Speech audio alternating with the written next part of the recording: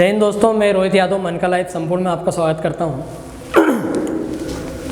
आज का हमने जो सेशन लेकर आए हैं वो लेकर आए हैं कि 5 मार्च को शनिवार के दिन हमने यहाँ पर ओपन मॉक टेस्ट का आयोजन किया गया था और उसमें मैथ्स, रीजनिंग, जीके, जीएस चारों पोर्शन से क्वेश्चन पूछे गए थे, जिनमें से रीजनिंग का जो कंप्लीट सोल्यूशन वो मैं लेकर यहाँ पर आया हूँ। तो देखते हैं कि रीजनिंग से क्या क्या क्वेश्चन पूछे थे, उनको कम समय में और कैसे शॉर्ट ट्रिक में हम बना सकते हैं। चलो देखिए जरा पहला क्वेश्चन क्या दिया हुआ। तो पहला क्वेश्चन यहाँ पर दिया हुआ आपको बोलता है कि दिए गए विकल्प में से संबंधित शब्द का चयन करें। विमान लिखा है और उसके बाद में पायलट लिखा हुआ है और उसके बाद जहाज लिखा है और फिर आपसे पूछ रहा है कि क्या होना चाहिए। तो इसको हम यहाँ पर बोलते हैं कि यार एनालॉजी का क्वेश्चन है। तो जिस तरीके से विमान का संबंध पायलट के साथ कि विमान को कौन चलाता, पायलट, तो जहाज को कौन चलाएगा, तो कौन चलाएगा उसको, कैप्टन चलाएगा। तो इसका आंसर यहाँ पर क्या हो जाएगा, आपका कैप्टन हो जाएगा, ये कैप्टन। अगला क्वेश्चन आप देखोगे यहाँ पर तो अगला क्वेश्चन आपको दिया हुआ है कि दिए गए विकल्पों से संबंधित अक्षरों का चयन करें। अब ये जो हमको यहाँ पर दिया कि DFI ACF OQT और क्वेश्चन मार्क यहाँ पर दिया हुआ है। ये भी एक एनालॉजी का क्वेश्चन है। तो D से अगर मैं A को देख रहा हूँ तो -3 दिख रहा है, F से C देख रहा हूँ तो -3, क्योंकि F 6 पर होता है और C कहाँ होता है, 3 पर होता है।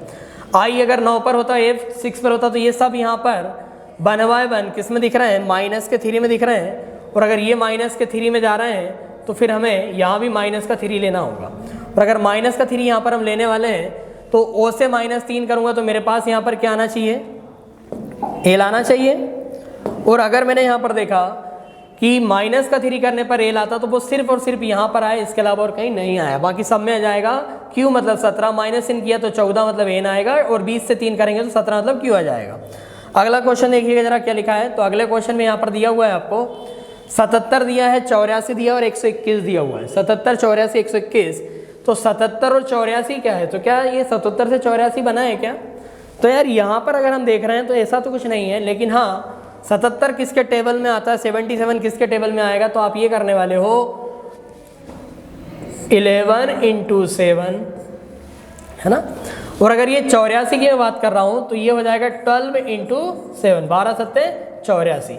अब आपने देखा कि यहाँ पर हमारे पास ये वाला नंबर समान है, सेम है, कि यहाँ पर उसी से हमने इंटू किया और किस में किया, तो 11 और उसका एक +1 किया तो 12 में किया है।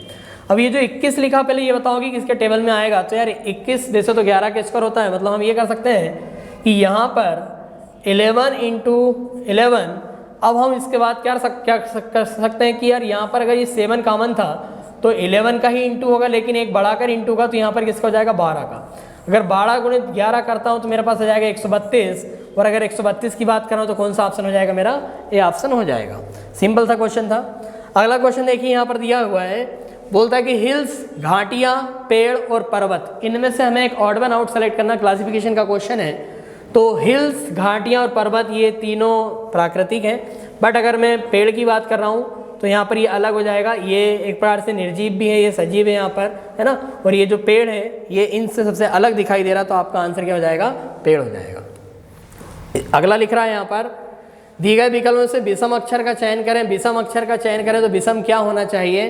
तो आपने देखा है, लिखा कि IKM मतलब ये 9, 2, 11 और 2, 13, ठीक है भाई। OQS मतलब 15, 2, 17 और 2, 19। फिर लिख रहा है कि 7, 2 कम किया इस बार। यहाँ पर क्या कर रहा था, प्लस का 2 कर रहा था। इनमें सब में +2 हो रहा है, यहाँ भी प्लस का 2 हो रहा है। और अगर मैं यहाँ देख रहा हूँ तो U से W और Y ये भी प्लस का 2 हो रहा है, लेकिन यहाँ पर G से E -2, E से C -2, तो ये माइनस का हो रहा है। और अगर ये माइनस का हो रहा है तो फिर यही हमारे पास क्या हो जाएगा, अलग हो जाएगा। आगे लिख रहा है यहाँ पर, ये दिए गए विकल्प में से विषम संख्या का चयन करें। तो 341, 342, 405 और यहाँ पर लिखा 810। अब ये क्या होगा, तो आपको ये देखना है कि भाई इसमें ऑड वन आउट क्या, तो क्या कोई स्क्वायर दिख रहा है, नहीं दिख रहा है, क्या कोई क्यूब दिख रहा है, नहीं दिख रहा है। फिर अलग कैसे फाइंड करोगे, तो आपने देखा कि 2 तो ऑड नंबर दिख रहे हैं, 2 इवन है। तो आप ये कर सकते हो 3, 4, 7 और 1, 8। इसका सम कितना आया, 8 आया। 3, 4, 7 और 2, 9 आया। 4, 0 और 5 इसका भी कितना आया, 9 आया। 8, 1 और 0 इसका भी कितना आया, 9 आया। इन तीनों का योग कितना आ रहा है, 9 आ रहा है। और इसका कितना आ रहा है 8 आ रहा है, तो यही वहाँ पर अलग है। अच्छा एक और चीज़ की, अगर इनका सम 9 आ रहा है, ये 9 से डिवाइड होगा तो आपका 8 तो 10 9 के डिवाइड हो जाएगा। 405 लिखा है, 9 चौको 36, 4 कैरी रहा, 9 5 45, ये भी डिवाइड होता है। 342 में अगर मैं 9 का भाग लगाऊं तो 9 चौको 36 है ना, और उसके बाद बचता मेरे पास यहाँ पर कितना है, तो 36 तो होगा नहीं, 9 3 27 यहाँ पर लूँगा क्योंकि 442 लिखा हुआ है। अब अगर मैंने लिया कि यार 9 3 27, तो 27 के बाद मेरे पास यहाँ पर कितना बच रहा है, तो 7 बच रहा है, और फिर हो जाएगा 72, तो 9 में 8 72, ये भी डिवाइड। लेकिन क्या इसमें 9 का भाग जाएगा, तो भैया इसका सम ही 8 आया, इसमें 9 का भाग जा सकता है क्या, नहीं जाएगा। तो हमारे पास आंसर हो जाएगा कौन सा, ए, जो कि अलग है। अगला क्वेश्चन देखिएगा, यहाँ पर लिख रहा है, बोलता है कि एक श्रृंखला दी गई जिसमें एक शब्द लुप्त है, दिए गए विकल्पों में से वह शब्द विकल्प चुने जो श्रृंखला को पूरा करेगा।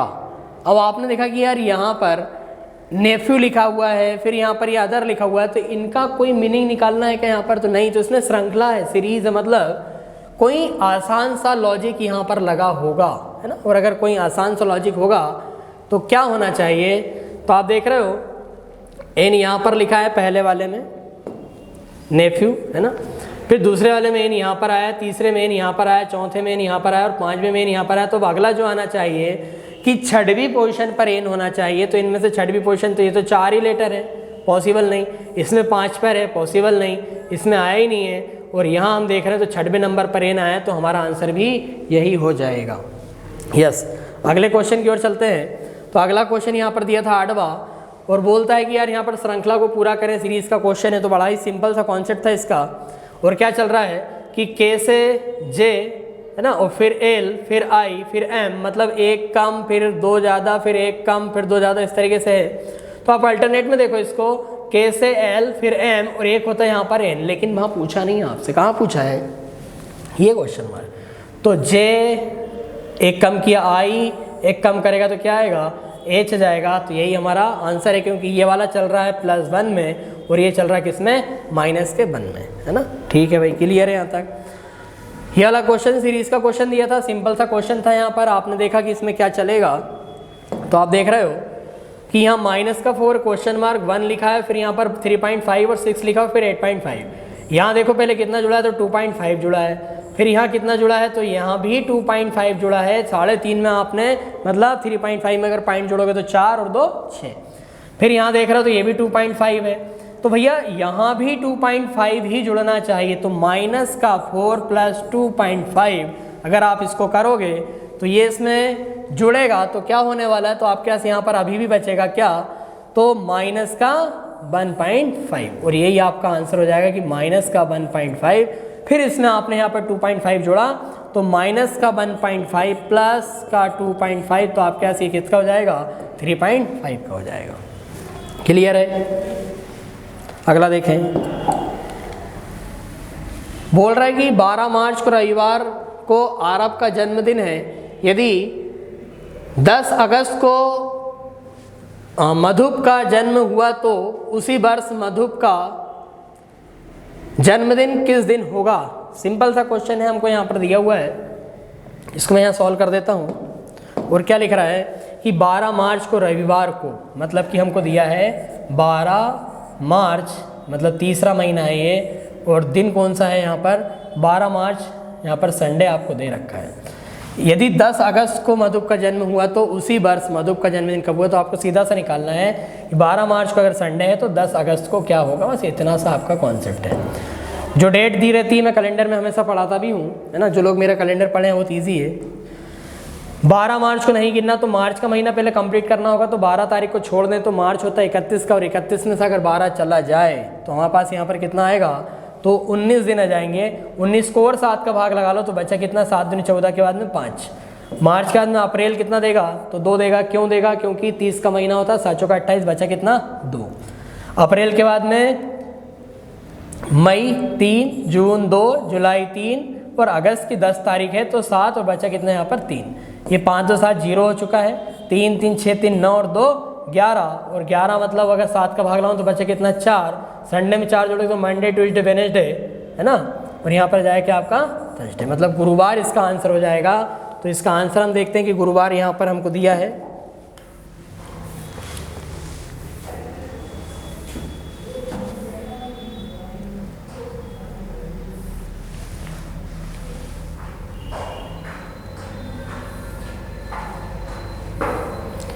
ये रहा आपका आंसर इसका गुरुवार।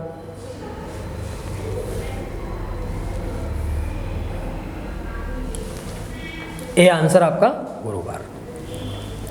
अगला क्वेश्चन देखिएगा, बोलता है कि 4 बक्सों का वजन 20, 30, 50 और 70 किलोग्राम है।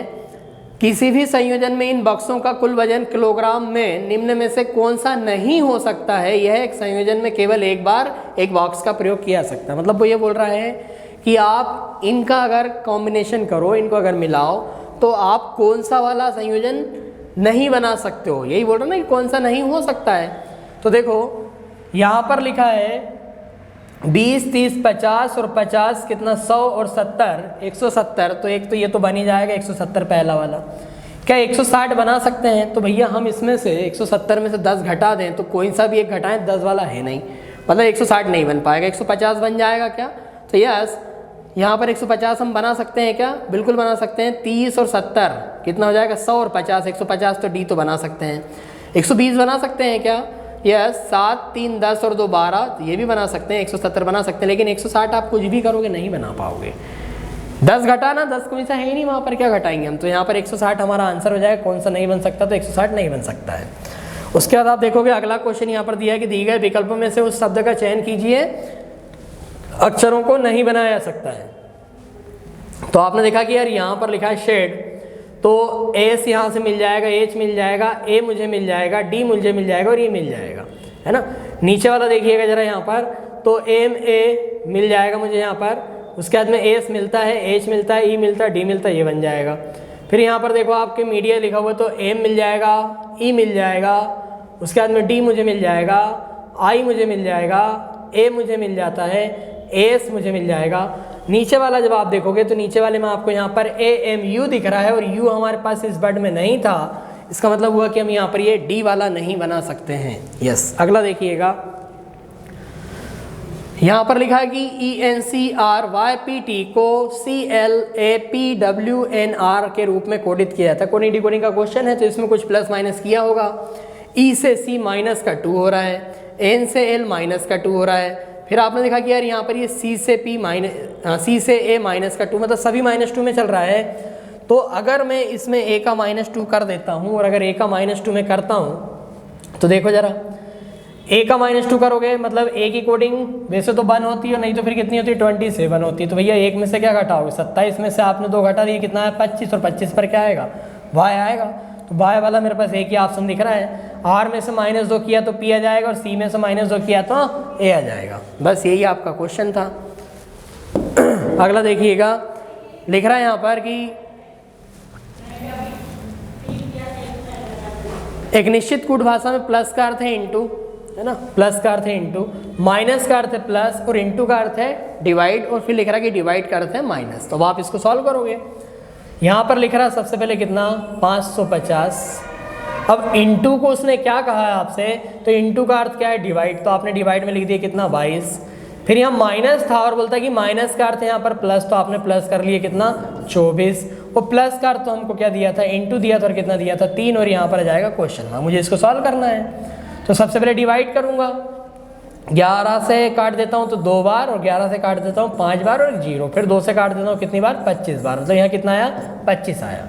24 का 3 में गुणा करूँगा तो 24 3 72 होता है, और ये प्लस का साइन बीच में था तो इसमें 25 जोड़ दूंगा। इसको जोड़ा तो ये हो जाएगा कितना मेरे पास 7, और ये वाला कितना जाएगा 9, मतलब 97 मेरा आंसर होगा। तो कौन सा आंसर हो जाएगा 97 में? बी ऑप्शन मेरा हो जाएगा। बड़ा सिंपल सा था, है ना। इस बार एक क्वेश्चन लिखा है यहाँ पर, बोलता है कि 9 @ 7 = 4। अब आपने देखा कि यार 9 @ 7 को 4 कैसे बनाया जाए, तो ये रहा 9 और ये रहा 7, और इनसे 4 कैसे आएगा? क्या इनको जोड़ने पर 4 आता है? तो 9 और 7 16 होता है, 4 नहीं होता है। क्या अंतर निकालने पर 4 आएगा? तो अंतर कितना आया इनका?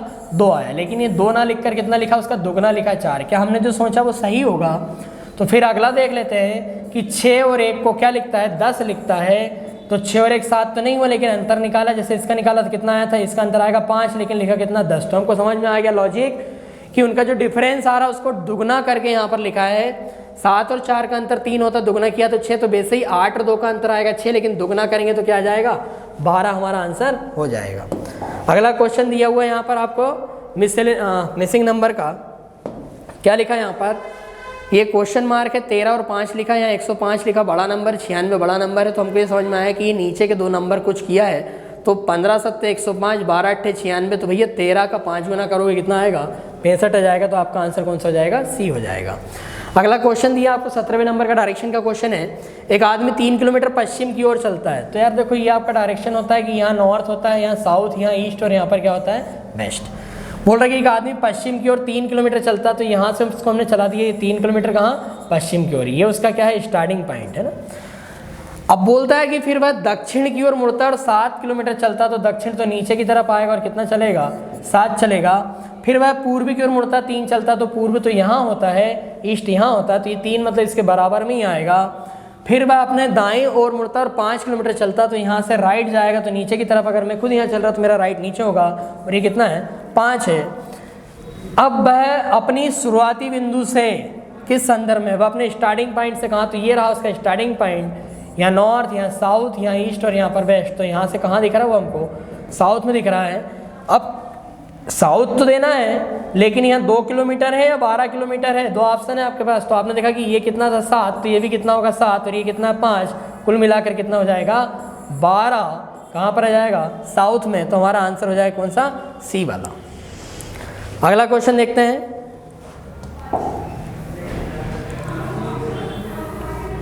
क्वेश्चन नंबर 18 दिया हुआ था, जिसमें ऐसा लिखा है, स्लॉग्स का क्वेश्चन है, जिसमें थोड़ा सा करेक्शन ये हो जाएगा कि यहाँ पर हमने ये करेक्शन करवाया था 1 और 1 2 है ना, इस तरीके से।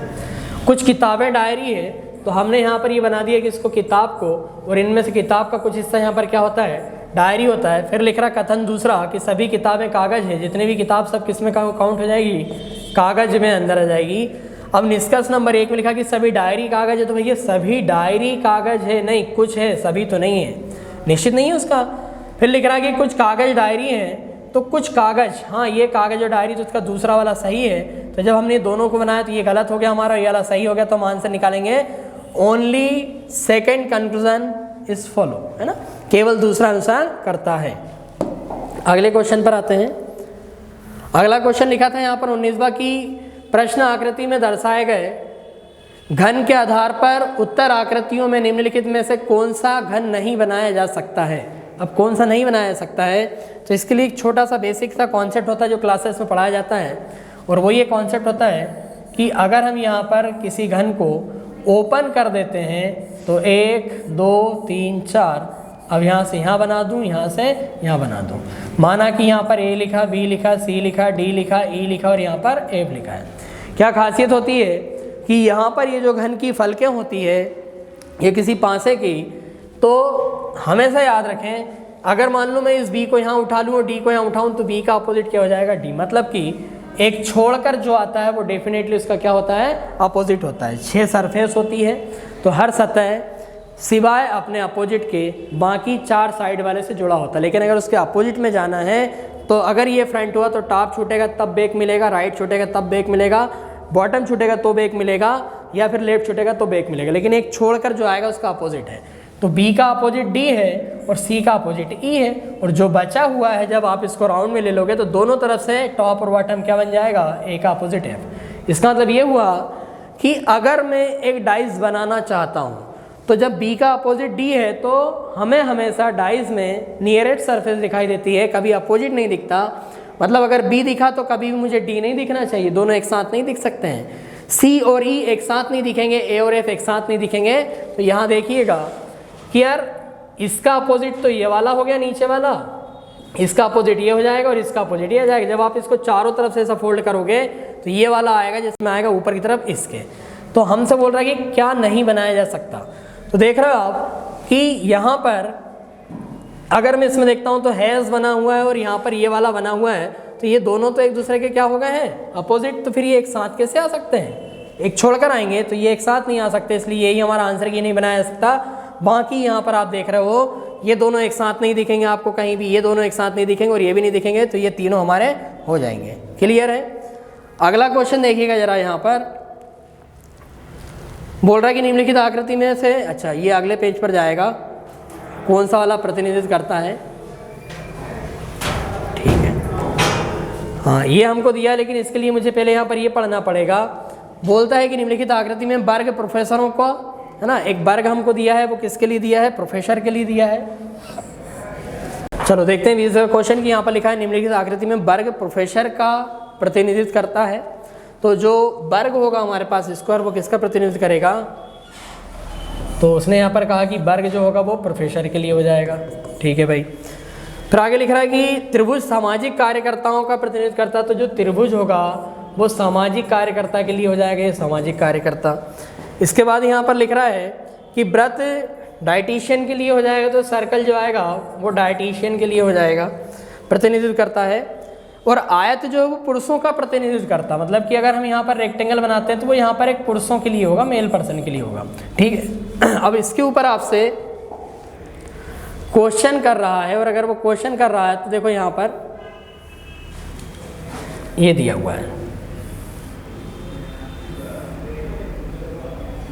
ठीक है, जिसमें यहाँ पर आप देख रहे हो जी लिखा है, एच लिखा है, ई लिखा है, एफ लिखा है ना, और यहाँ पर ये ए लिखा है, डी लिखा है, सी लिखा हुआ है। ठीक है। अब हमसे यहाँ पर ये कहा जा रहा था कि क्वेश्चन ये पूछा गया है, इसमें क्वेश्चन देखना पड़ेगा मुझे। बोलता है कि अक्षरों का कौन सा सेट डायटीशियन का प्रतिनिधित्व करता है जो पुरुष नहीं है। अब डायटीशियन का प्रतिनिधित्व करता है और व्रत वाले जो लोग वो डायटीशियन है, लेकिन क्या बोल रहा है कि जो पुरुष नहीं है, तो व्रत में होना चाहिए लेकिन पुरुष नहीं होना चाहिए। और पुरुष के लिए क्या आया था, तो बोलता है कि यहाँ पर आयत है ना, तो व्रत में होना चाहिए लेकिन आयत में नहीं होना चाहिए। तो अब आपने देखा कि यहाँ पर व्रत में तो होना चाहिए, तो ये व्रत हमें दिख रहा है, और इसमें आयत में नहीं होना चाहिए, तो एडी हट जाएगा। तो बचा क्या है, ई जी एच। तो हमारा आंसर कौन सा हो जाएगा, सी वाला आंसर हमारे यहाँ पर कंप्लीट हो जाएगा। ये जो डायटीशियन तो है लेकिन पुरुष नहीं होना चाहिए, तो इनको हटा दो, तो अब आपके पास ई बच रहा है, जी बच रहा है और एज बच रहा है, तो कौन सा ऑप्शन हो जाएगा आपका, सी। ठीक है, सिंपल सा था, उसमें कुछ नहीं था। यहाँ पर दिया कि कौन सी उत्तर आकृति के पैटर्न को पूरा करेगी। एक क्वेश्चन निश्चित रूप से एसएससी का फिक्स है हर बार के लिए। जब इसको पूरा करोगे आप, तो आप चाहो तो इसको कंप्लीट करके बना कर भी देख सकते हो कि यार पहले तो सर्कल यहाँ से यहाँ बनने वाला है, ये लाइन यहाँ पहुँचने वाली और ये लाइन यहाँ पहुँचने वाली है ना, और ये इसको क्रॉस करके यहाँ निकल जाएगी। तो इस तरीके से कौन सी इमेज है, तो सिर्फ यही एक इमेज है, इसके अलावा कोई इमेज आपके पास नहीं है। अगला देखिएगा, दिए गए उत्तर में से एक उसका चयन करें जो आकृति में सन्निहित है, मतलब उसमें छुपी हुई है, हिडन है, उसको आपको ढूंढना है। तो यार ऐसा वाला पार्ट हमें कहाँ दिखाई दे रहा है, ये आए यहाँ से यहाँ जाए और यहाँ चला जाए, तो ऐसा कहाँ, तो इसमें तो आया, इसमें आया, लेकिन ऐसा नहीं गया फिर वो। ठीक है भाई, इसमें ये आएगा तो सीधा नहीं जा रहा, तो ये नहीं है मेरा आंसर, ये नहीं है मेरा आंसर। इसमें यहाँ से आ ही नहीं रहा है, तो ये भी नहीं है। हाँ, इसमें यहाँ आ जाएगा, यहाँ आ जाएगा और यहाँ से यहाँ हो जाएगा, तो ये वाला भाग मुझे यहाँ दिखाई दे रहा, तो यही मेरा आंसर हो जाएगा। अगला क्वेश्चन देखिएगा, कागज़ की फोल्डिंग वाला क्वेश्चन है। अब अगर ये पेपर कटिंग फोल्डिंग का पेपर है, तो इसको जिस तरीके से फोल्ड किया जाता है उसी तरीके से उसका रिवर्स ऑर्डर ओपन होता है। पहले पेपर यहाँ तक था, उसको इसके ऊपर ला कर रखा, इतना हो गया, फिर यहाँ फोल्ड किया और फिर एक बार और फोल्ड किया है। ये वाला भाग अब आपको यहाँ से नहीं दिख रहा है। अगर आप देखोगे तो आपको क्या दिखाई देगा, तो आप देखिएगा कि पेपर यहाँ नहीं है, यहाँ से एक बार और फोल्ड आ गया, इसके ऊपर हो गया। तो अब उसको जब ओपन करोगे तो क्या करोगे, तो देख तो जरा, मैं यहाँ बना देता हूँ कि मेरे पास ये इस तरीके से एक पेपर है, जिसको पहले यहाँ से इधर फोल्ड कर दिया था, है ना, फिर यहाँ से ऊपर ले गए थे तो वो इतना बचा था, फिर ये वाला भाग इसके ऊपर ला के रख दिया था तो वो इतना बचा था। और जब इतना बचा है तो उसमें यहाँ एक सर्कल बना दिया और एक सर्कल यहाँ। पहले तो ये रिवर्स होगा, तो यहाँ एक सर्कल बनेगा और एक सर्कल यहाँ बनेगा। अब जब ये यहाँ आएगा तो इसमें आपने देखा कि यार फिर से यहाँ पर एक सर्कल यहाँ हो जाएगा और एक ये वाला यहाँ प्रिंट होगा, ये वाला यहाँ पर। ये वाला भाग आपका कहाँ आएगा, तो जो उस साइड है वो एक यहाँ पर आएगा और एक यहाँ पर आ जाएगा। जब ये पूरा पेपर यहाँ जाने वाला है तो फिर से आपको कुछ इस तरीके से नज़र आ जाएगा ये वाला भाग, तो ये इस तरीके से आपको सर्कल बनते हुए नज़र आ जाएंगे। पूरा नीचे जाएगा। अब ये लाइनें जो हैं बीच वाली वो आपको हटानी होगी यहाँ से, और अगर आप वो लाइनों को हटाओगे तो आपने देखा कि आपको कौन सा वाला दिखाई देगा, तो इस तरीके से आपको दिखाई देगा कि 2 सर्कल यहाँ और 2 सर्कल यहाँ पर है। बाकी ये वाला बनेगा नहीं, डबल सर्कल होगा नहीं, ये होगा नहीं, इनका कोई सेंस ही नहीं है ना, ये बनना ही नहीं है, यही आपका बनने वाला है। तो क्लियर है, वो आपको आसान है। लिख रहा है कि एक दर्पण को एन और एन रेखा पर रखा जाता है तो दी गई उत्तर आकृति में से कौन सी आकृति प्रश्न का सही छवि होगी। तो आप देख रहे हो कि जब हम यहाँ पर मिरर की बात करते हैं तो लेफ्ट का राइट हो जाता है और राइट का लेफ्ट हो जाता है। तो जब ये यहाँ पर बनेगा तो ये जो लाइन इधर आ रही है वो उधर जाना चाहिए, तो इसमें जा रही है, इसमें तो जा नहीं रही, इसमें जा नहीं रही है, इसमें दिख रहा है। अब ये जो ट्राइंगल ऐसा इधर यहाँ बना हुआ है वो अब उस साइड बनना चाहिए, तो इसमें बन रहा है, इसमें तो सेम ही रह गया है। तो आंसर कौन सा हो जाएगा आपका, डी हो जाएगा। क्वेश्चन नंबर 25 मैंने लास्ट टाइम भी एक ऐसा क्वेश्चन करवाया था जिसको हम यहाँ पर मैट्रिक्स कहते हैं। तो हमें क्या ढूंढना है, तो मैंने क्या कहा, पहले रो का नंबर फिर कॉलम का नंबर एन। अब एन की वैल्यू मुझे ढूंढनी है, मतलब मुझे नेक्स्ट ढूंढना था। तो अगर मैं ढूंढ रहा हूँ कि यहाँ पर एन की वैल्यू तो क्या क्या आएगा, तो एन के लिए आप देखोगे क्या आना चाहिए, तो 6 7। तो देखो जरा 6 और 7 पर एन लिखा, तो हाँ ये वैलिड है पहला वाला। 4 पर भी एन आया क्या, तो 4 पर तो जे लिखा, तो ये आंसर मेरा बन नहीं पाएगा। 1 इन 2 पर एन लिखा, तो 1 इन 2 पर तो ई लिखा, तो ये भी मेरा आंसर नहीं होगा। 4 अभी मैंने थोड़ी देर पहले के देखा कैंसिल हो गया, तो आपका आंसर कौन सा आएगा, ए वाला आ जाएगा। और कैसे आएगा, तो 6 7 पर आपको एन मिलता है क्या, तो देखो 6 और 7 पर ये एन मेरे को मिल गया। फिर यहाँ पर 1 और 2 पे क्या ई मिलता है क्या, तो यस 1 एंड 2 पर मुझे ई यहाँ पर मिल जाएगा। फिर मुझे यहाँ 7 5 पर एस मिलता है क्या, तो यस 7 और 5 पर मुझे यहाँ पर एस मिल जाता है।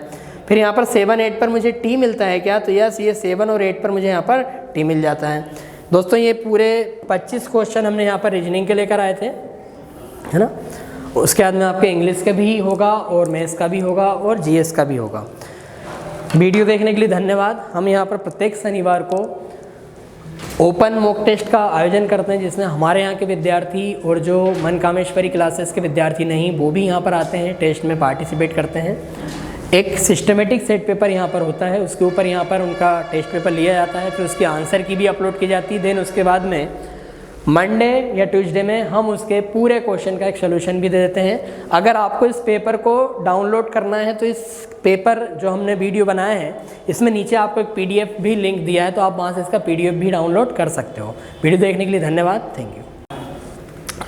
नमस्कार साथियों, मनका लाइव संपूर्ण में आप सभी का स्वागत है। जैसा कि प्रीवियस सैटरडे को जो हमारा टेस्ट हुआ था एग्ज़ाम्स से रिलेटेड, उसी का ही आज हम मैथ्स सेक्शन का डिस्कशन करने वाले।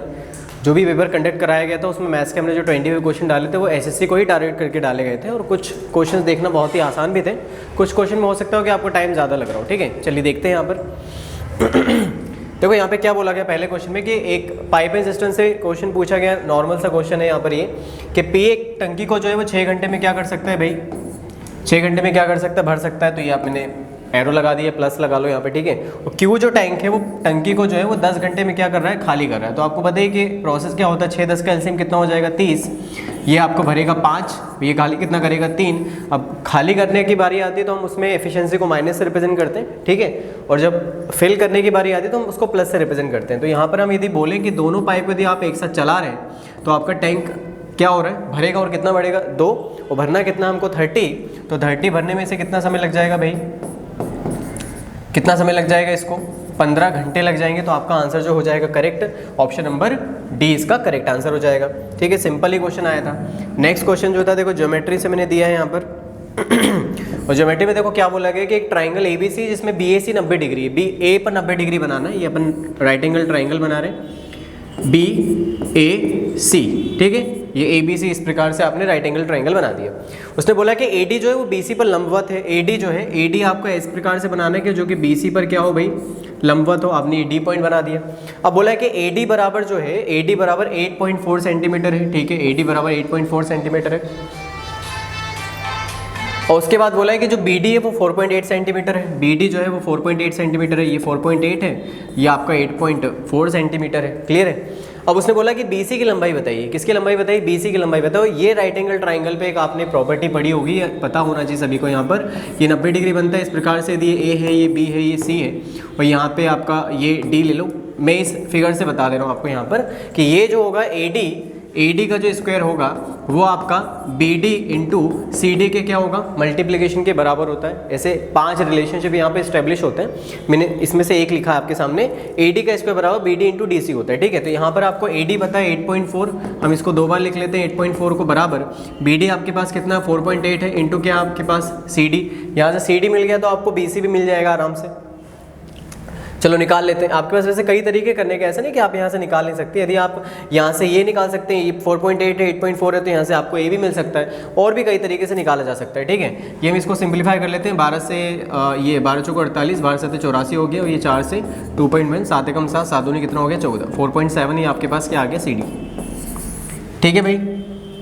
ओके, ये आपने काट दिया था 12 चौको 48, 12 7 84, और ये हमने 4 से काट दिया 2.1, ठीक है। और मल्टीप्लिकेशन कर दिया हमने 7 से, 7 1 7, 7 2 14, 14.7 आपके पास CD आ गया, ठीक है। तो ये 14.7 आ गया आपके पास। अब इस 14.7 को आप 4.8 में आप जोड़ दीजिए, तो 8 7 15, 4 4 5 और 1 6, तो आपका आंसर कितना हो जाएगा 16.5। 16.5 है कि नहीं भैया, आंसर देख लेते हैं।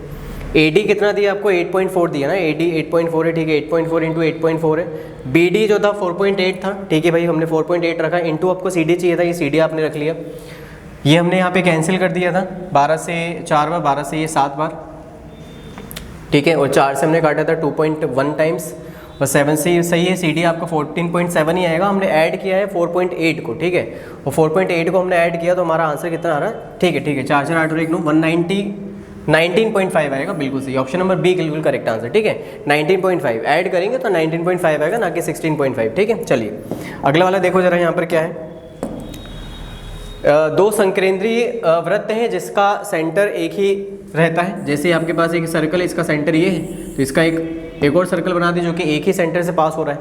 तो 2 सर्कल हैं आपके पास जो कि कॉन्सेंट्रिक है। ये आपकी जो रेडियस दी गई है वो दी गई है 6.7, और ये वाली जो रेडियस दी गई है वो दी गई है आपको 9.5, और दोनों की परिधियों के बीच का जो अंतर होगा वो आपसे पूछा गया है। तो आपको पता है कि सर्कल की जो परिधि होती है वो होता है आपका क्या है 2πr, और आपको इसमें से अंतर लेना है 2πr1 और 2πr2 का, दोनों का अंतर ले लेना है आपको, ठीक है। रेडियस आपको दी गई है, तो 2 गुणित 22/7, और आप रेडियस का डिफरेंस ले लेते हैं। यहाँ पर रेडियस कितनी दी गई 9.5 और एक 6.7 है, डिफरेंस ले लेते हैं। 9.5 में से 6.7 घटा लेते हैं, 15 में 7 गया 8, और यहाँ पे 8 में 6 गया 2, दिस इज 2.8, ठीक है भाई। ये 7 से काट लेते हैं, 0.4 टाइम्स कट जाएगा, और ये आपके पास क्या बच रहा है, ऑप्शन देख लेते हैं यहाँ पर 44 है, और इंटू 0.4 से गुणा कर देना है। 4 चौको 16, 4 चौको 16 एक 17, 17.6 सेंटीमीटर जो होगा उनकी परिधियों के बीच का जो अंतर होगा वो आपके पास मिल जाएगा कितना 17.6 सेंटीमीटर। क्लियर है। चलिए क्वेश्चन में 54 में देखो क्या बोला गया है यहाँ पर कि A B का 150% और B C का 40%। जब भी ऐसा रिलेशन आता है A to B B to C, तो आप पीछे से स्टार्ट कर लो। ये A है, ये B है और ये C है। यदि आप C को 100 मान लो, ये 10 मान लो, आपकी जो मर्जी है, ठीक है। तो जो B होगा वो C का 40% है। C का कितना परसेंट है 40%, ये 40 हो गया आपके पास, ठीक है। और जो A है वो B का कितना है A B का 150% है। A B का कितना परसेंट है 150% है। 150% का मतलब हो जाएगा 15 चौको कितना 60, तो ये 0 से 0 भी काट सकते हैं। ये हो रहा है 6 4 10, और भी सिंप्लीफाई किया जा सकता है, अपन नहीं भी करेंगे तब भी आंसर वही रहेगा। चलिए तो यहाँ पे देखो जरा 6 4 10, 10 और 10 कितना हो रहा है 20, 20 बराबर कितना है 20, मतलब A आपके पास हो गया 6, B हो गया आपके पास 4 और C हो गया आपके पास 10। सेम वैल्यू रहेंगे आपके पास। अब यहाँ पे पुट कर दो जरा, यहाँ पे देखो जरा, ये 6 4 10 था 20, यहाँ पे निकाल के दे दे रहा हूँ। 1 बराबर कितना हो रहा है 1, तो यहाँ पे A 6, B 4 और C कितना हो गया 10। अब बस आपको वैल्यू कैलकुलेट करनी है। अपन जरा निकाल लेते हैं कि कितना यहाँ पर आ जाएगा। 2B plus 3C minus 4A चाहिए आपको। 2B मतलब कितना हो गया 4 दूनी 8 प्लस 3C मतलब ये हो गया 10 या 30 माइनस 4 से कितना हो गया आपके पास 24, 30 में से 24 गया 6, और 6 और 8 कितना हो गया 14। तो आंसर आपका कितना हो जाएगा करेक्ट भैया, ऑप्शन नंबर डी जो है 14 इसका करेक्ट आंसर हो जाएगा। ठीक है, सिंपल क्वेश्चन था परसेंटेज पर बेस्ड, लेकिन पूछा अच्छा गया था। ठीक है, चलिए इस क्वेश्चन में डिस्क्रिपेंसी से थोड़ी सी, इसमें रेट हमको नहीं दिया गया। 7,000 रुपये की जो राशि 2 साल की जमा की गई साधारण ब्याज पर, उसमें हमको रेट नहीं मेंशन किया गया, इसलिए इसका अपन आंसर नहीं निकालेंगे। ठीक है, चलो क्वेश्चन नंबर 56 देख लेते हैं क्या बोला गया। एक पतंग की डोर की जो लंबाई 158 सेंटीमीटर है और जो कि क्षैतिज के साथ 30 डिग्री का कोण बना रही है। देखो इस प्रकार से, जैसे यहाँ एक पतंग है आपके पास, ये पतंग है आपके पास, ठीक है, ये उड़ रही है इस प्रकार से। ये जो इसकी स्ट्रिंग है, ये जो रस्सी है, इसमें कोई वो नहीं है, क्या नहीं है, ढीलापन नहीं। जैसे रस्सी में इस प्रकार से ये रहता है, स्लैक्स रहता है, ये नहीं है, उसमें टाइट है रस्सी, माना गया है यहाँ पर। और ये जो है 36 से कितना डिग्री का कोण बना रही है, 30 डिग्री का यहाँ पे एंगल पर है, जिसे अपन एंगल ऑफ एलिवेशन कहते हैं। आपको पता ही होगा, हाइट एंड डिस्टेंस के चैप्टर से रिलेट करेगा ये। और इस डोर की जो लंबाई है वो 158 सेंटीमीटर है, ये 158 सेंटीमीटर है। तो आपको इस पतंग की जो ऊंचाई है वो आपको बताना है कि पतंग जो है वो ग्राउंड से भूतल से कितना ऊंचाई पर है, इसकी आपको हाइट निकालनी है। मतलब ये यदि लंब है तो ये आपका कर्ण होगा, ये आपका क्या होगा, आधार होगा, ये आपका 90 डिग्री बन जाएगा, ठीक है। तो राइट एंगल ट्राइंगल हो गए, ये लंब है आपके पास, ये कर्ण है, ये आपके पास आधार है। तो आप क्या लगा लो, sin 30 लगा लो, क्योंकि आपको यहाँ पे लंब चाहिए, ठीक है। तो आप sin 30 लगा देते हैं, sin 30 बराबर लंब बटे कर्ण, हाइट h मान लिया, 158 हो गया आपके पास ही। sin 30 1/2 होता है, बराबर एक h बटे 158, और काट लेते हैं यहाँ पे 2 से 7 बार, और ये 9/10 कट जाएगा। तो 79 सेंटीमीटर जो हो जाएगी उस पतंग की ग्राउंड से जो ऊंचाई होगी वो आप यहाँ से डिटरमाइन कर पा रहे होंगे, ठीक है। चलिए, तो 79 करेक्ट आंसर हो जाएगा। 57 में देखो क्या बोला गया है, ये टाइम डिस्टेंस स्पीड का है। तो कई लोगों को लग रहा होगा सर इसमें फॉर्मूला नहीं लगा सकते क्या? फॉर्मूला आप तब लगाते हैं जब आपके पास डिस्टेंस सेम होती है, जब दूरी समान होती है तब आप फॉर्मूला लगा सकते हैं, 2xy/x+y वाला या 3uv वाला, वो आप लगा सकते हैं, ठीक है। चलो, अब देखो यहाँ पे क्या बोला गया कि एक व्यक्ति जो है अपनी यात्रा का 1/5वां हिस्सा 30 किलोमीटर प्रति घंटे की चाल से तय करता है, चौथाई हिस्सा 25 किलोमीटर प्रति घंटे की चाल से तय करता है, और बाकी का जो शेष हिस्सा है वो 60 किलोमीटर प्रति घंटे की चाल से जाता है। पूरी यात्रा में जो उसकी औसत चाल होगी वो क्या होगी? तो देखो, पहली बार में 1/5 हुआ, अगली बार में 1/4 हुआ, ऐसे करके रिमेनिंग बच गया आपके पास। तो आप क्या करो, 5 4 का एलसीएम कितना होता है, 20। तो 20 का कोई बड़ा नंबर एज्यूम कर लो, 20 का कोई बड़ा मल्टीपल जो हो वो आप नंबर एज्यूम कर लो डिस्टेंस के रूप में।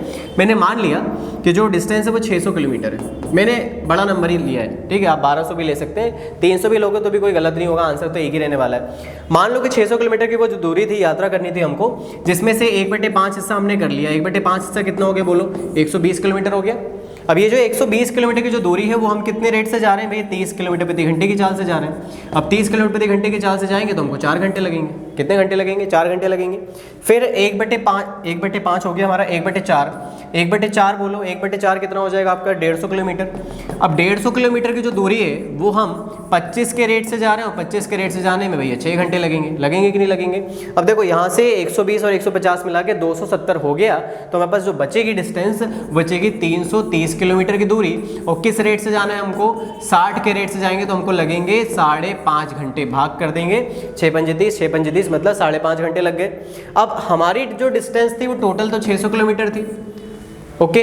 टोटल हमें जो टाइम लग रहा है वो निकाल लेते हैं, 4 घंटे, 6 घंटे प्लस 5.5 घंटे, मतलब 15.5 घंटे। ये बस आपको भाग लगा के यहाँ पर सीधा सीधा आंसर बताना है कि जो आंसर आएगा वो कितना आएगा। लगभग हमको बोला है कि दशमलव के एक स्थान तक बता दो, ठीक है भैया, बता देते हैं।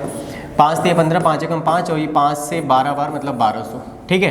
तो 1200 में यदि हम 31 से भाग लगाएंगे तो मतलब यदि ये 30 होता तो 40 के आसपास जाता, तो 40 से थोड़ा सा कम आंसर होगा, 38 के आसपास। 38 वाला कोई ऑप्शन नहीं दिया है क्या? 40 से थोड़ा सा कम होगा, ठीक है। तो 40.5 तो नहीं होगा, लेकिन हाँ 38 पॉइंट समथिंग आना चाहिए कायदे से, तो ठीक है, क्योंकि 31 है। देखो 30 होता तो 40 आता, लेकिन डिनोमीटर बढ़ गया तो आपका जो आंसर है वो कम हो जाएगा 40 से। 40 से कम मतलब 38 39 के नियरेस्ट आएगा। अब दिया नहीं इसमें, लेकिन आंसर आपका 38 या फिर 39 के जो नियरेस्ट आ रहा होगा वो करेक्ट आंसर माना जाएगा, ठीक है भाई। चलो,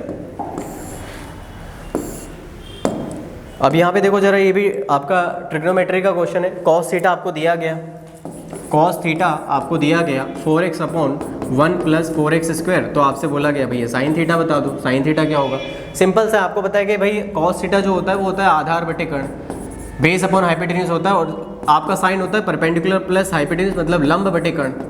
इसका मतलब साइन और कॉस दोनों में जो डिनोमीटर होंगे, लेकिन एंगल सेम है तो उसका कर्ण भी एक ही रहेगा। भाई देखो, एंगल का मतलब है ये जो थीटा है ये वही थीटा है। ऐसा तो नहीं यहाँ पे कॉस है, यहाँ पे साइन भी पूछ रहा है आपसे तो अलग अलग हो जाएगा, नहीं, एक ही एंगल पे पूछ रहा है। मतलब आपका यदि इसका हाइपोटेन्यूज 1 + 4x² है तो यहाँ पर भी इसका आपका जो डिनोमिनेटर होगा हर होगा 1 + 4x² होगा। तो ऐसे देख लो कि ऐसे कौन से ऑप्शन है जिसमें 1 + 4x² दिखाई दे रहा है डिनोमीटर में, इसमें नहीं है, इसमें भी नहीं है, इसमें भी नहीं है। आप सीधा ऑप्शन नंबर क्या लगा देंगे, बी टिक कर देंगे, सीधा लगाना था आपको, ठीक है। क्वेश्चन नंबर 59 देखो जरा क्या बोला है। इसमें भी डिस्क्रिपेंसी थी, इसमें भी थोड़ा सा क्वेश्चन में एरर था, इसलिए ये भी नहीं हो पाएगा। अपन चल रहे हैं कौन से वाले पे भैया, 60 वाले पे अपन मूव कर रहे हैं। 60 वाला जो क्वेश्चन है वो देख लेते हैं। एक दो क्वेश्चन में कुछ एरर हुए हैं, ठीक है, उसको हम कंसिडर करेंगे। ओके चलिए, 3.46 सेंटीमीटर ऊंचाई वाले समबाहु त्रिभुज का जो परिमाप होगा वो क्या होगा। परिमाप आपसे पूछा गया है कि उसका जो परिमाप होगा वो कितना होगा। अब आपको पता है कि भाई समबाहु त्रिभुज जो है उसमें सभी भुजाएं जो है बराबर होती हैं। सभी भुजाएं क्या होती हैं आपकी, बराबर होती हैं, और सभी अंदर के कोण भी बराबर होते हैं। और इसमें आपको डेटा याद रखना है कि जो हाइट होती है इसकी वो √3/2 इंटू साइड होती है। यदि ये है, ये है ए, ये है ए, ये जो एच होता है ये आपका √3/2 इंटू साइड होता है, ठीक है। चलो, अब उसने बोला है कि जो उसकी हाइट है वो 3.46 सेंटीमीटर दी गई है, तो 3.46 सेंटीमीटर दी गई है। √3 का मान उन्होंने बोला है कि 1.7321 होता है, लेकिन उन्होंने बोला है कि 1.73 लो, तो ठीक है भैया हम 1.73 ले लेते हैं, डिवाइडेड बाई 2 इंटू यहाँ से अपन साइड निकाल लेते हैं। ये देखो जरा इसलिए रखा है कि पूरा नंबर कट रहा है आपके पास 2 से, तो जो साइड आ गई वो आपके पास कितनी आ गई भैया, 4 सेंटीमीटर। यदि साइड 4 आ गई तो आपको पता है पेरीमीटर कितना हो जाएगा, परिमाप 3 चौको 12 सेंटीमीटर, तो आंसर हो जाएगा आपका 12 सेंटीमीटर। क्लियर है भाई। चलो क्वेश्चन में 61 पे आ जाते हैं। अब देखो इसमें क्या बोला कि एक नाव जो है वो स्थिर जल में 19 किलोमीटर प्रति घंटे की चाल से जा रही है, ठीक है। ये नाव है आपके पास, ये जो है 19 किलोमीटर प्रति घंटे की चाल से जा रही है, और जो धारा है जो पानी में जो बह रही है वो उसकी जो चाल है पानी की वो 3 किलोमीटर प्रति घंटे है। तो इसका मतलब हुआ कि जब आप नाव समान दिशा में लेके जाओगे, धारा के साथ लेके जाओगे, तो धारा की दिशा में धारा के साथ जैसे अपन कहते हैं अनुप्रवाह, ठीक है, या इंग्लिश में हम बोलते हैं डाउन स्ट्रीम स्पीड, ये हो जाएगी 19 + 3 क्या हो जाएगा, 22 किलोमीटर प्रति घंटा। ये तो क्लियर है सभी को। अब जब आप धारा के विपरीत जाओगे, धारा के विपरीत या अपोजिट, तो आपकी स्पीड हो जाएगी 19 में से 3 कम हो जाएगी, तो आपकी 16 किलोमीटर पर आवर हो जाएगी। क्लियर है यहाँ पर। चलो अभी बताओ कि आपसे बोला क्या आगे कि धारा की चाल 3 किलोमीटर प्रति घंटे, ठीक है। नाव द्वारा 88 किलोमीटर धारा की दिशा में और 24 किलोमीटर धारा के विपरीत जाने में लगा जो कुल समय होगा वो क्या होगा। अब 88 किलोमीटर धारा की दिशा में जाना और धारा के साथ धारा की दिशा में जाने की स्पीड आपकी 22 है, तो आपको समय कितना लगेगा भैया, 4 घंटे लगेगा। प्लस धारा के विपरीत जाना है आपको 24, लेकिन आपकी चाल कितनी है, 16 है। काट लेते हैं, 8 × 24, 8 दूनी 16, मतलब 1.5 घंटे लगेंगे। तो मिला के टोटल कितना हो गया, 4 + 1.5 5.5 घंटे जो होगा वो आपका टोटल टाइम होगा। तो यहाँ से आपको ये ध्यान रखना है कि धारा की दिशा में आपकी चाल क्या होती है, धारा के विपरीत आपकी चाल क्या होगी, ठीक है। चलिए बढ़ते हैं अगले क्वेश्चन की ओर। ये क्वेश्चन में 62 सिंप्लीफिकेशन का, जो कि बोर्ड मास पे पूछा जाता है आजकल। चलो ब्रैकेट दिए हुए हैं, तो सबसे पहले तो ब्रैकेट को सॉल्व कर लेते हैं। ये 29 दूनी कितना हो जाएगा आपके पास, 58, या 232 डिवाइडेड बाई ये 58 है। इसको भाग लगाना है, देख लेते हैं कि कट रहा है क्या ये। अगर हम देखें कि 8 से 8 आ रहा है, यहाँ पे 2 चाहिए ना, 4 से देखें 4 से गुणा करें तो ये हो जाएगा 200, बिल्कुल कट रहा है ये तो 4 बार ही कट रहा है भैया, ठीक है। 4 + 770 मिला के हो गया आपके पास 774, ठीक है। और डिवाइडेड बाय आपको 18 करना है, ये 18 से भाग भी लगा देते हैं। 18 चौको कितना हो गया आपके पास 72, और 18 दिए कितना हो गया 54। ये 53 आ गया इस वाले बड़े ब्रैकेट को सॉल्व करने के बाद, ठीक है। चलो 43 आ गया माइनस का। अब ये ऊपर वाला न्यूमरेटर सॉल्व कर लेते हैं। देखो जरा ध्यान से, पहले ऑफ करेंगे तो ये हो गया 4 × 12, और 12 है आपके पास ये, तो ये 18 है आपके पास, गुणित 8 गुणित 1/12 माइनस का कितना है ये आपके पास 4। अब इसे काट लो आप, 6 × 18, 6 दूनी 12, ये 2 से 4 बार, 4 × 12, 12 में 4 गया आपके पास 8 बचा। तो आपको न्यूमरेटर तो मिल ही गया यहाँ पर, न्यूमरेटर तो आपको यहाँ पे मिल ही गया। 43 माइनस का ये 8 आ गया। अब बस डिनोमिनेटर को आपको सिंप्लीफाई करके लिख देना है। चलो ब्रैकेट में आपको दिख रहा है यहाँ पर 8 में 6 गया 2, 2 दूनी 4, 4 और कितना हो गया 5। तो जब प्लस माइनस से ब्रेक होता है तो उसमें आप जल्दी कर सकते हैं, दिक्कत नहीं होगी। ये 8 में 6 गया 2, 2 दूनी 4 और कितना हो गया आपके पास 5 माइनस का।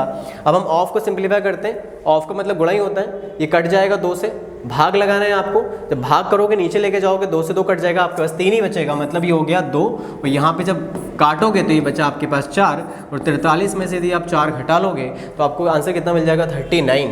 कौन सा मिलेगा 39 है क्या ऑप्शन में? हाँ बिल्कुल, ऑप्शन नंबर ए जो है वो आपका करेक्ट आंसर हो जाएगा। ठीक है भाई, चलो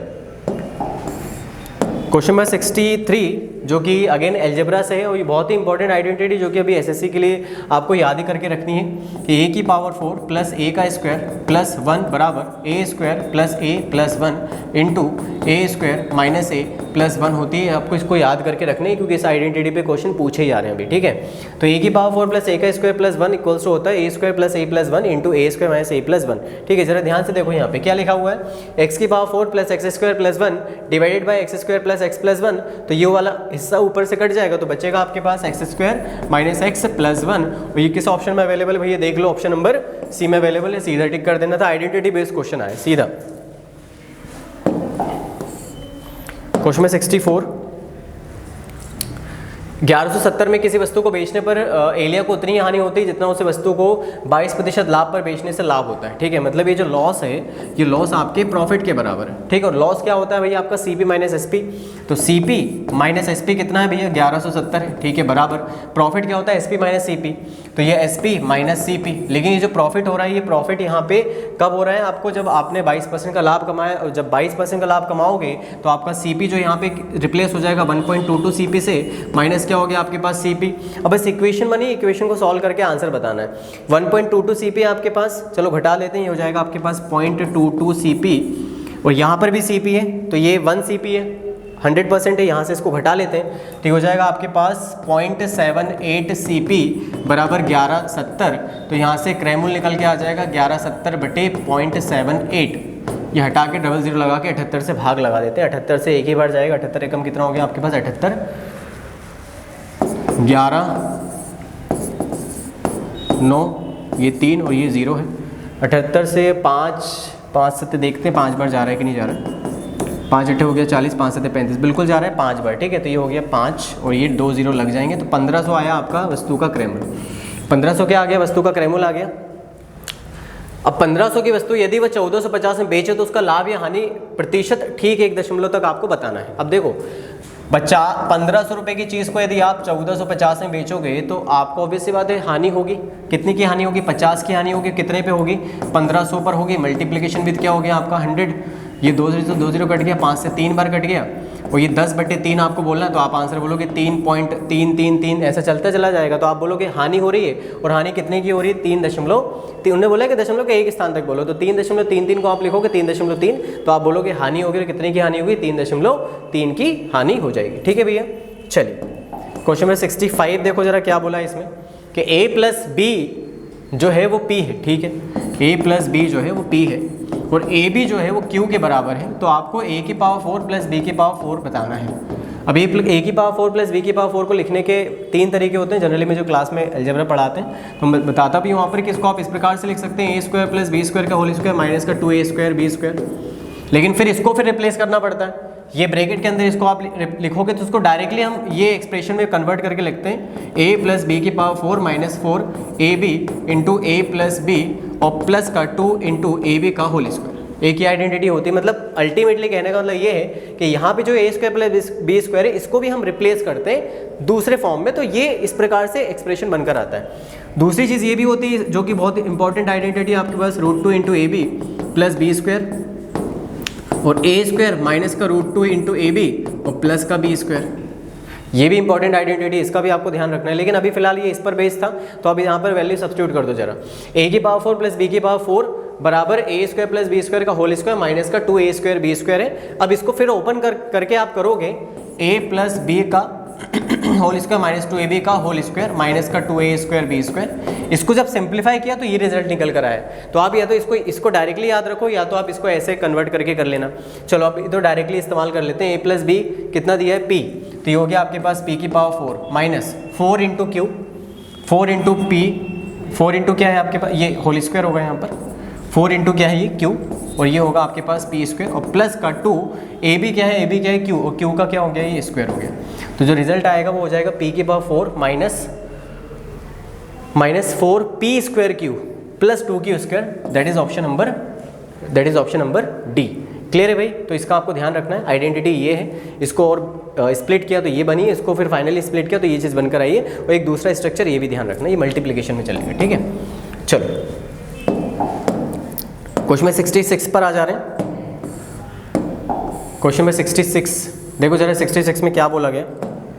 उसने ये बोला है कि एक 8, 15, 16, 21 और 5 से पूरी तरह से विभाज्य होने वाली सबसे बड़ी 5 अंक की संख्या निम्न में से क्या है। अब हम ये नहीं कर सकते कि भाई देखो 8 का रूल लगा रहे हैं, 16 का रूल लगा रहे हैं, 15 का, 21 का, 5 का, इस प्रकार से आपको रूल लगाना पड़े। ठीक है, देखो क्योंकि 7 देखो 15 है, चलो 3 आ गया, 5 आ गया, यूज़ हो रहा है, लेकिन फिर 7 से चेक करना है, तो ये थोड़ा सा रोबस्ट मेथड हो जाएगी, टाइम ज़्यादा लगेगा, इससे अच्छा हम कर ही लेते हैं। क्या 5 अंक की सबसे बड़ी संख्या जो होती है वो 99999 होती है। ठीक है, अब ये नंबर से डिवाइड होनी चाहिए वो संख्या 8, 15, 16, 21 और 5 से, तो हम इसका एलसीएम ले लेते हैं भैया, क्योंकि वो जो नंबर होगा इन सबसे डिवाइड होगा तब जाके वो एलसीएम होगा, तभी वो कटेगा। अब यहाँ देखो जरा, देखो 15, 5 का एलसीएम तो आपके पास क्या हो गया, 15 ही हो गया, ये तो बड़ा नंबर है। 8 और 16 में से आपका जो इनका ना एलसीएम है वो आपका 16 हो जाएगा, ये बन गया आपके पास। ठीक है, अब 3 ही नंबर बचे आपके पास, 15, 16 और 21। ठीक है, अब 15, 16 का जो एलसीएम होगा आपका जस्ट मल्टीप्लिकेशन हो जाएगा, उन दोनों का प्रोडक्ट हो जाएगा, या फिर आप 15 और 21 का एलसीएम ले सकते हो थोड़ा आसानी से। ये 15 है, ये 21 और ये 16 है, तो 15 और 21 में से यदि आप एलसीएम ले लो 3 कॉमन लेके, तो ये हो जाएगा आपके पास 7 पंजे 35, और 35 इंटू 3 आपका एलसीएम हो गया, 3 पंजे 15, 3 3 और 1 10, 105। अब 105 में आप 16 से और गुणा कर लो, तो ये हो जाएगा आपके पास 1680। ठीक है, 1680 एलसीएम हो गया नंबर का। अब वो जो नंबर होगा 5 अंक की बड़ी संख्या, ये 1680 का मल्टीपल होनी चाहिए। अब ये दिख रहा है कि भाई 1680 का मल्टीपल नहीं है, तो कैसे हटाएंगे, कैसे बनाएंगे इसको, 2 तरीके हैं। 1680 से पहले तो भाग लगा लेते हैं भैया। ठीक है, 16 से कितने बार जाएगा, 6 बार देख लेते हैं। 1680 में 6 बार लगा लेते हैं भाग, 6 8 48, 6 6 36 और 6 4 40, 6 कम 6 4, ज़्यादा हो रहा है तो 5 ही बार में करते हैं अपन। ठीक है, 5 बार में कर लेते हैं। 5 8 40, 5 1 30 34, 5 कम 5 3 8, 8400, 8400। दिस इज़ 9, 9 में 4 गया आपके पास, हो गया 5, और ये हो गया 1599। ठीक है भैया, ये और लिख लेते हैं अपन। अब 1680 में अपने को चाहिए है, 1680 को लगभग 15,999 के आसपास बनाना है ना। 16 में 144, 8 बार में देखते हैं अपन। 8 8 64, 8 6 48, 48 और 6 54, 8 कम 8 5 13। ठीक है, 9 बार वो चेक कर लेते हैं, ज़्यादा नहीं, कम तो नहीं पड़ रहा है। 9 6 54, 54 7 61, 9 कम 9 15, 15 120 सही है, 9 बार में जा रहा है। ये 5 बार, ये 9 बार में गया था, कितना 15120, मतलब ये बचा 9, 9 में 2 गया 7, 9 में 1 गया 879। कितना, ये 879, मतलब ये जो रिमाइंडर बच रहा है 879, इसके वजह से ये जो नंबर है ये मल्टीपल नहीं है, मतलब 1680 से विभाजित नहीं है। मतलब अब इसको इसमें से घटा लो तो नंबर बन गया आपका, या फिर इसमें से इसको घटा के जोड़ दो, और जोड़ने वाला केस इसलिए नहीं लगेगा क्योंकि नंबर बड़ा हो जाएगा, 5 अंक की संख्या बनानी, इसका मतलब हम सीधा इस रिमाइंडर को इसमें से घटा लेते हैं। तो ये 99, देखो जरा, 9 में से 9 जाएगा तो 0 बचेगा। ठीक है, 9 में से 7 जाएगा तो ये 2 बचेगा, 9 में से 8 जाएगा तो 1 बचेगा, और ये 99, तो आंसर हो जाएगा आपका 99120। तो 99120 कौन से ऑप्शन में अवेलेबल है, ऑप्शन नंबर सी में अवेलेबल है। तो जो भी आपका रिमाइंडर बचा है उसमें 2 केस बनते हैं, सीधा घटा दो, ठीक है, या फिर इसमें से डिवाइजर में से इस रिमाइंडर को घटा के प्लस कर लो। तो क्योंकि वो जोड़ने वाला केस बड़ा हो जाएगा नंबर, वो तब अप्लाई करेंगे जब छोटी संख्या के बारे में बोलता है आपसे। ठीक है, चलो, तो इसका आंसर जो था वो 199120 करेक्ट आंसर हो जाएगा। ठीक है, चलो क्वेश्चन नंबर 67 क्या बोला गया, 28 सेंटीमीटर व्यास वाले वृत्ताकार पिज्जा का 1/4 भाग पूरे पिज्जा से निकाल दिया जाता है, तो शेष पिज्जा का जो परिमाप होगा वो क्या होगा। ये देखो जरा, ये बचा हुआ है 1/4 जो था आपने हिस्सा निकाल दिया, ये वाला जो हिस्सा था ये टुकड़ा आपने निकाल दिया। ठीक है भैया, अब इसका परिमाप चाहिए। परिमाप में ये लोग गलती करते हैं। ठीक है, एरिया निकालना होता है तो उसमें पता चल गया भाई पाई आर स्क्वायर था, पाई आर स्क्वायर में से 1 निकाल दिया आपने, तो 3 पाई आर स्क्वायर आपका आंसर हो जाएगा 4। ठीक है, लेकिन क्या परिमाप निकालना, परिमाप का मतलब होता है भाई इसकी पूरी सरकमफेरेंस थी। क्लियर है, सरकमफेरेंस में से आपको पता है कि सरकमफेरेंस होती है 2 पाई आर। क्लियर है, पूरी सरकम, ये जो वाली पूरी रेडियस है इस प्रकार से, ये जो दिख रही है आपकी लेंथ, ये 2 पाई आर है। अब 2 पाई आर में से आपने 1/4 तो निकाल दिया, कितना निकाल दिया आपने, 1/4 निकाल दिया, तो आपके पास जो बचा है वो 2 पाई आर का कितना बचा, 3/4 बचा है, मतलब ये हो गया है 3/2 पाई आर, प्लस एक ये वाली रेडियस और एक ये वाली रेडियस मिला के r प्लस आर कितना हो जाएगा आपके पास 2r, तो इसका पेरीमीटर होगा। बस आप वैल्यू सब्स्टिट्यूट कर दो और आंसर बता दो। 3/2 इंटू 22/7 इंटू रेडियस आपके, देखो यदि डायमीटर 28 है तो रेडियस आपकी 14 हो जाएगी, प्लस ये हो गया आपके पास 28, 2r मतलब डायमीटर ही 28 कर दिया आपने यहाँ पे, 7 दूनी 14 कट गया, ये हो गया 28, 8 6 to 8 और 9, तो आपका आंसर हो जाएगा 94, क्या किस में भैया, सेंटीमीटर में, तो सेंटीमीटर आपका आंसर हो जाएगा 94 सेंटीमीटर। ठीक है, तो ये ध्यान रखना कि पेरीमीटर निकालते समय हमको लेंथ कंसिडर करनी पड़ती है, और जो जो लेंथ आ रही सबको लेना पड़ेगा, यहाँ से लेकर यहाँ तक की लेंथ, ये वाली लेंथ आपको लेना पड़ेगा। ठीक है, क्योंकि पेरीमीटर निकालना, एरिया नहीं निकालना, कई लोग एरिया के चक्कर में गलत कर देते हैं। ठीक है, चलो क्वेश्चन नंबर 68, सिंपल ही क्वेश्चन आया है। x प्लस 1/x का होल क्यूब दिया है 27, तो ये हटेगा तो ये क्यूब रूट लग जाएगा, इसका आंसर हो जाएगा 3। और जब आपको पता है कि x प्लस 1/x यदि कोई नंबर दिया जाए तो x square plus 1/x square कैसे निकाला जाता है, उसी नंबर का स्क्वायर करके 2 घटा के, तो 3 आया तो 3 का स्क्वायर कितना हो गया 9, और 9 में से 2 घट जाएगा तो कितना हो जाएगा 7, तो आपका जो आंसर हो जाएगा वो कितना हो जाएगा 7। आंसर क्या हो जाएगा आपका 7। क्लियर है, सिंपल ही क्वेश्चन आया, कोई ज़्यादा टफ नहीं था। इसी तरह अगला जो 69 है वो भी रेशो बेस्ड है, सिंपल है, बनाया जा सकता था। अब देखो a b का रेशो दिया 11:7 और b c का रेशो दिया 5:9 19, बस क्रॉस मल्टीप्लिकेशन करके कर देना, यहाँ पे इसका, यहाँ पे इसका, यहाँ पे इसका, ये 55 हुआ, ये 7 5 35 हुआ, 19 से हो रहा है आपका ये 133, तो जो आपका करेक्ट आंसर हो जाएगा कौन सा हो जाएगा 55 35 133। ये किस ऑप्शन में दिख रहा है देख लो, 55 35 55 35 55 35, भैया ये वाला है, ऑप्शन नंबर डी जो है वो करेक्ट आंसर आपका हो जाएगा। ठीक है, क्वेश्चन में 70 देखो जरा, साइन ए बराबर कॉस है बोला है, साइन ए बराबर कॉस है, साइन ए बराबर कॉस है, भाई साइन ए कॉस ए बराबर कब होगा, जब ए बराबर क्या होगा 45 डिग्री होगा, तो ये ए जो है वो आपका 45 डिग्री है, कितना है 45, वो आपको पता है कि cot 45 कितना होता है 1, tan 45 भी 1 होता है, तो इसका मान कितना हो जाएगा 1, सीधा आंसर क्या लगाना था ऑप्शन नंबर सी। चलिए 71 देखो जरा क्या बोला 71 में, 6.3 सेंटीमीटर त्रिज्या वाले किसी ठोस धात्विक अर्धगोले को पिघलाकर 9 सेंटीमीटर त्रिज्या वाला लंबवृत्तीय बेलन बनाया गया, तो बेलन की जो ऊंचाई है वो आपको बतानी है कि दशमलव के एक स्थान तक क्या होगी। ठीक है, आपने रिकास्टिंग की, मतलब एक चीज़ को पिघला के दूसरी नई चीज़ बना दी।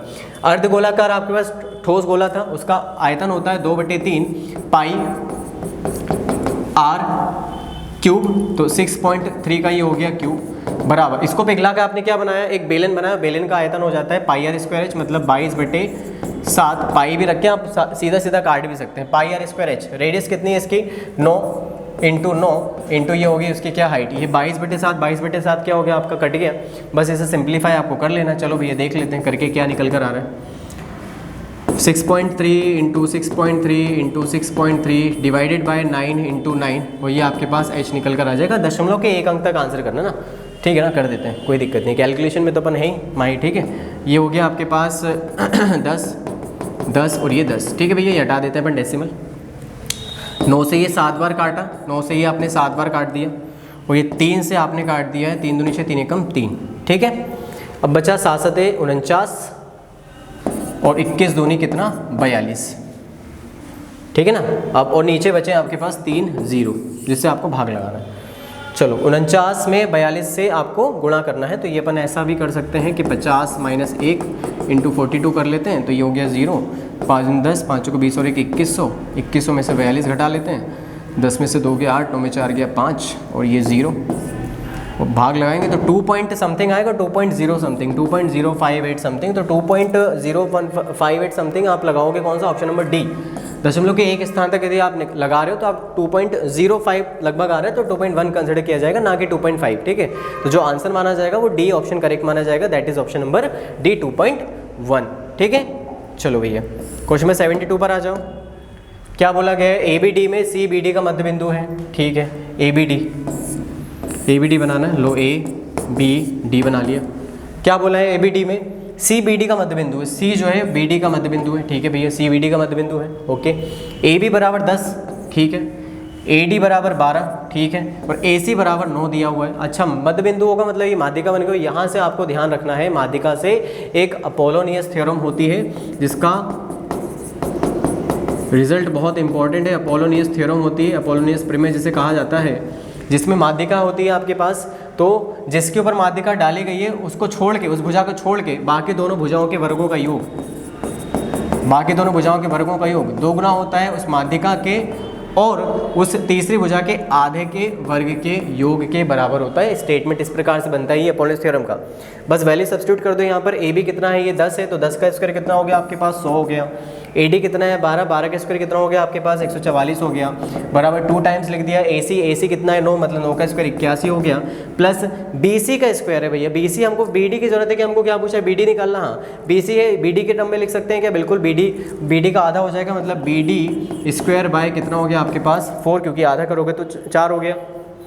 एक काम करते हैं, इसको काट लेते हैं यहाँ पर, ये 244 है, 244 को 2 से काट लेते हैं यहाँ पर, तो ये 122 आ जाएगा और 81 प्लस बी डी का स्क्वायर डिवाइडेड बाय कितना हो गया 4। 122 में से 81 घटा लो, 122 में से 81 घटा लेते हैं, 41 आ गया। अब 41 में 4 से गुणा करके स्क्वायर रूट ले लेना है, तो आपको यहाँ से बी डी मिल जाएगा और 4 का स्क्वायर रूट तो आप लोग जानते हैं, तो 2√41 जो होगा वो बी डी का मान निकल कर आ जाएगा। तो अपोलोनियस थ्योरम लगा के आपको करना था और आंसर लगाना था option number D 2√41 centimetre. Clear है भाई।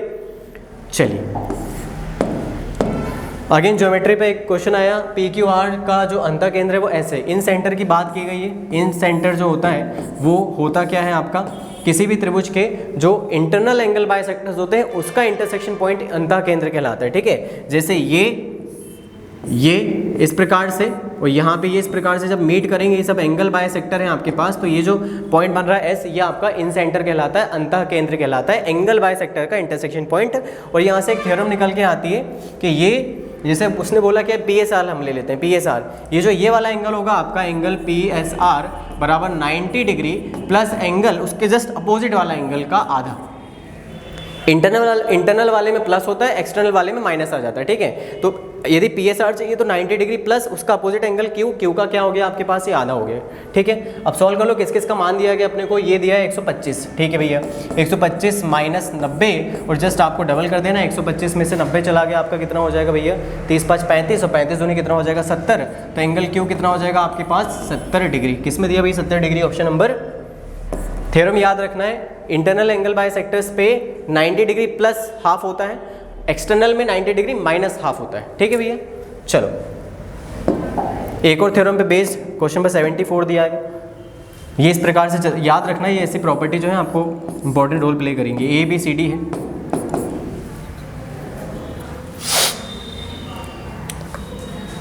ये ए के जो भाजक हैं, ए और बी के एंगल के जो भाजक हैं ये ओ पर मिल रहे हैं। तो ये जो ए ओ बी होता है वो half of angle C plus angle D के क्या हो जाता है, बराबर होता है। ये ध्यान रखना है, प्रॉपर्टी थ्योरम डायरेक्टली आती है कि किसी चतुर्भुज के यदि कोई 2 एंगल बाइसेक्टर्स जो मीट करें उस पर बना जो एंगल होता है उसके बाकी जो बचे एंगल है उनके समेशन के हाफ के बराबर होता है। ठीक है, तो एंगल सी और डी का मान तो आपको दिया हुआ है, कितना हो रहा है भैया 70 90 और ये 100 का आधा कितना हो जाएगा आपका 50 डिग्री। तो 50 डिग्री की आपका आंसर हो जाएगा ऑप्शन नंबर सी।